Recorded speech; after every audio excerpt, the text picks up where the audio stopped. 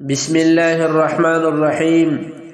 اپنی جائز حاجات اور مرادوں کے حصول کے لیے اللہ کی طرف رجوع کرے، فرائض کی پابندی کرے، گناہوں سے بچے اور کثرت سے توبہ و استغفار کرے، اور اس کے ساتھ حدیث میں بتائے ہوئے درجہ ذیل طریقے پر عمل کرے۔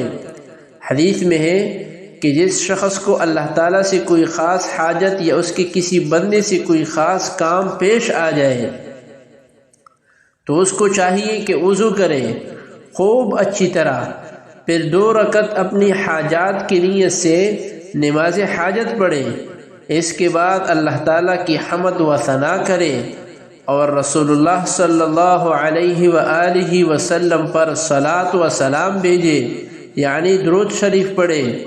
اس کے بعد یہ دعا کرے: لا الہ الا اللہ الحلیم الکریم، سبحان اللہ رب العرش العظیم، الحمد للہ رب العالمین، اسألک موجبات رحمتک وعزائم مغفرتک والعصمة من كل ذنب والغنیمة من كل بر والسلامة من كل إثم، لا تدع لي ذنبا إلا غفرته ولا هما إلا فرجته ولا حاجة هي لك رضا إلا قضيتها یا ارحم الراحمین۔ انشاءاللہ اس سے جائز حاجات پوری ہو جائے گی۔ نبی کریم صلی اللہ علیہ وآلہ وسلم کرب اور پریشانی کے وقت درجہ ذیل دعا فرماتے تھے اور اسے دعائے کرب کہتے ہیں۔ اسے پڑھ کر دعا مانگنے سے بھی امید ہے کہ انشاءاللہ حاجت براری ہوگی۔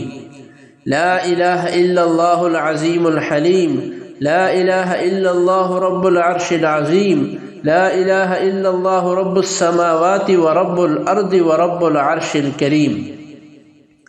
نیز مشکل کو آسان کرنے کے لیے اور دنیا و آخرت کی بلائی کے لیے یہ بھی پڑھیں: اللہم الطف لی فی تیسیر کل عسیر فإن تیسیر کل عسیر علیک یسیر وَأَسْأَلُكَ الْيُسْرَ وَالْمُعَافَاةَ فِي الدُّنْيَا وَالْآخِرَةِ۔